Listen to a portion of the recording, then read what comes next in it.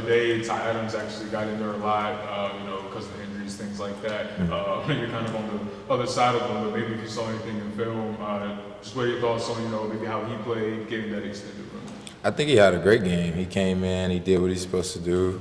I don't think he had any busts. I don't think he had a catch caught on him. So, a ball caught on him. So, I think he came in and filled the shoes very well.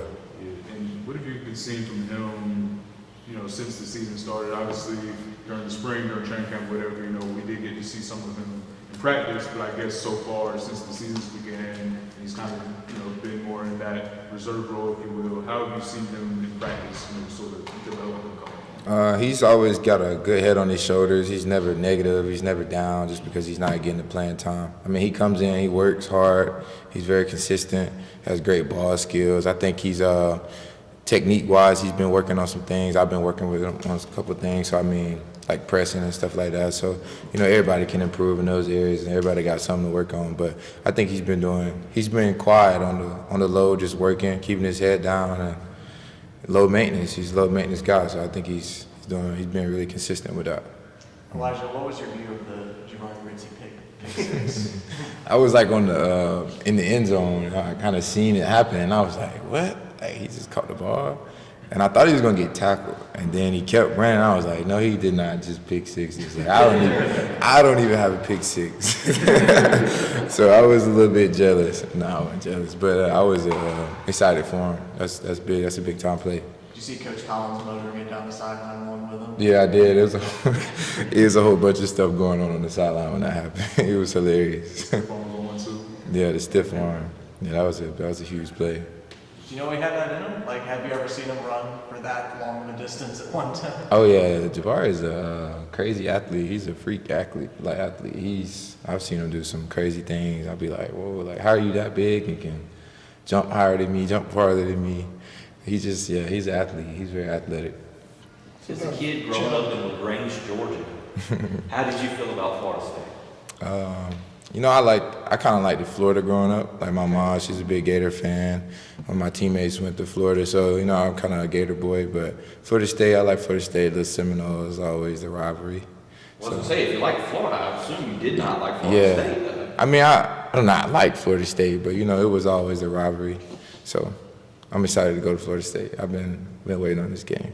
Sometimes it's challenging. Have you played down there at all in your career? Sorry? Have you played down there at all in your career? I've never been to Florida State. I've been one time to see my friend play, but that was it. So never played. So how excited is it? I'm sure you've probably seen it growing up, being on TV and all that and everything. So now you want to play in that environment. What are you looking forward to? I know it's another game, another opportunity. I can't really have too big high hopes. Just come in and do what I do every Saturday, take it as another opportunity. Sometimes it's tough for teams to look at a club that's struggling like FSU and take them the way you should take every opponent, whether if you were playing at Clemson or something like that. How much does the fact that they are Florida State, it is Doak Campbell Stadium, they got the spears and helmet, all that kind of stuff, make it easier to be ready to play a team that's struggling when at least they have that brand? It's just Florida State at the end of the day. Like, you can't look at their record. You can't look at the losses they've taken because they got probably some of the best athletes in college football over there. So, you just got to take it as a regular game, prepare as if you're going into an undefeated team that's on a roll right here. So you just got to take it like you would every Saturday, honestly. Just don't overlook anybody, no matter who you're playing, good or bad. What did you think, from your view as a DB, was the most impressive thing about those 10 sacks that piled up for this defense against UVA? The D-line really had a field day Saturday. I think just their consistency, like being able to bull rush the quarterback, keeping them in the pocket. They didn't let them really scramble a lot. So I think just keeping them in the pocket and making the plays when they came. They didn't try to do anybody else's job. They wasn't trying to fight and make a play. They just did their job, and when that opportunity came, they made the play. So I think that was probably the most impressive thing, watching it from the outside looking in. Did you ever have a moment, like during a play, where, you're obviously covering dudes, but where you were like, another one? Yeah. It's been a couple times just sit back there, I had my dude covered, and I was just looking back, and I was like, okay, yeah, he's down. He's down. We don't got to cover anymore. So it happened a couple times. I was looking around like, gosh, they going after this man right here. Yeah. So you guys got to watch a film with a bunch of your high school kids on Friday, and Coach Collins said that he wanted to just kind of let you guys play loose and free and see how you once did that in high school. How did that kind of help you seeing yourself way back then, and the other guys seeing them kind of play loose and free and having fun?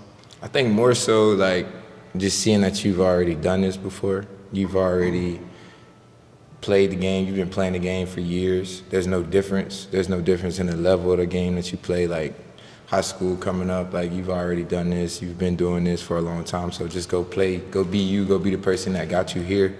And while you're here, just excel to be a better person. But I think seeing myself play, because I played quarterback, which is pretty funny.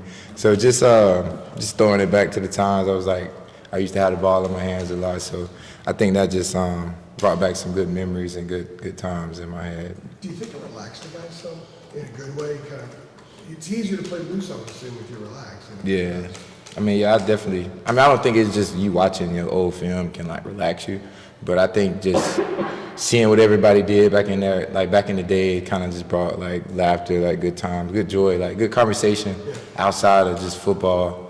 Well, it is football, but outside of Carolina football, you could talk about just pass. Who got the biggest laugh? Like, man, look at him. Or the quality of the I think it was, Elijah Huzzie playing quarterback? nah, a lot of people wasn't shocked by that. They didn't know I played quarterback. But I think Bo Atkinson, they was just like, you're so tiny, bro. Like, what happened? Like, you was tiny. He was like, that's my ninth grade film. I was way different. He was just like, what? Like, why'd y'all say that? I say that was probably the best one, though, yeah. What does an Elijah Huzzie quarterback highlight reel look like? What were some of the plays they pulled up? You know, I had my very first play. I had a good little run, probably like 50 yards. I should have scored, but I failed. I got tripped up. It was a great turf monster. I mean, it wasn't turf. I like spin and tried to catch myself, and I couldn't. But yeah, I probably say that's probably but that's not my best play, but one of the best plays. But if you go look at it, you should go look at it. I'm pretty solid. I can throw that rock a little bit. We'll get a scouting report from him. Okay, yeah. What was your best play as a quarterback? My all-time favorite best play, I threw like a game-winner touchdown to beat Callaway. That's like our rivalry down there. And it was like the region championship, basically. We had like, it's a long story, but we came back all the way down from like, it was like a touchdown or two. But then we had the ball to like score with like 5 seconds maybe. And we was on like the 40-yard line. I threw one of my teammates a fade ball, and it just fell in his hand, called game winner. That was probably my most memorable like high school moment. And they carried you off the field. Yeah, they basically did. It was a good night. Elijah, y'all had the defense had a breakout game, the offense scored a lot of points, team won, you haven't won it in a month, it seems like, whatever. Mm-hmm. So how does that feel now, y'all had a breakout performance like that going forward as we head into November now? It feels really good. It feels good to get back in the winning column, you know. Just because we've been working so hard and things just haven't been going our way lately. So I mean, it feels good to finally have some success behind everything that we put behind the scenes. But just going forward, I think we need to just continue to just do as we do. Like, don't change anything, win, lose, or draw. Like, just come to work, put the time in, watch film, practice hard. I think the results will take care of itself. Love to just go off of that, what you were saying. What was the process, I guess, maybe the process of resetting, if you will, after an explosive win, a complete game that you guys played? You guys came in on Sunday, and obviously when you practiced today, just what was that process of kind of putting the win, as exciting as it was behind you, and then kind of recalibrating what we were looking for this week? Yeah, kind of like what you're saying, like putting it behind us, putting the win behind us, putting the losses behind us, and focusing on our next mission that we have to go play. So, I mean, just continue to practice, try to be perfect. You can't be perfect, but be better than what you was. Work on something, like critique your craft, critique what you messed up on in the game. You know what I mean? Just come to practice, work on that, and then hopefully, if you work hard enough, your results will pay off for you. So, I mean, just coming back to work. You got to go back. Another day in the office. You got to get started. You got to get going. what aspects of Saturday's game do you feel are probably the most replicable, moving forward? You said that one. Like more, what parts of Saturday's game you feel can you best carry over for the rest of the year?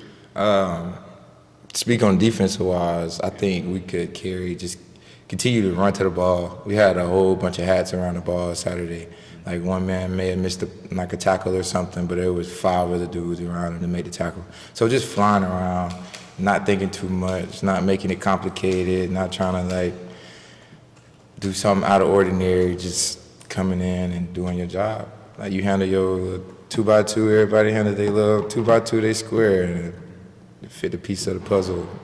So Has this team put the losses behind it, like you're talking about? yeah, I think we have, especially with that bye week. We kind of, some guys, whatever they did on the bye week, kind of mentally check out for a little minute, and then they come back and be like, all right, we got the rest of the season to go, 5 games left, so we just come in and go to work. So I think we have put it behind us. You guys good? All right, off to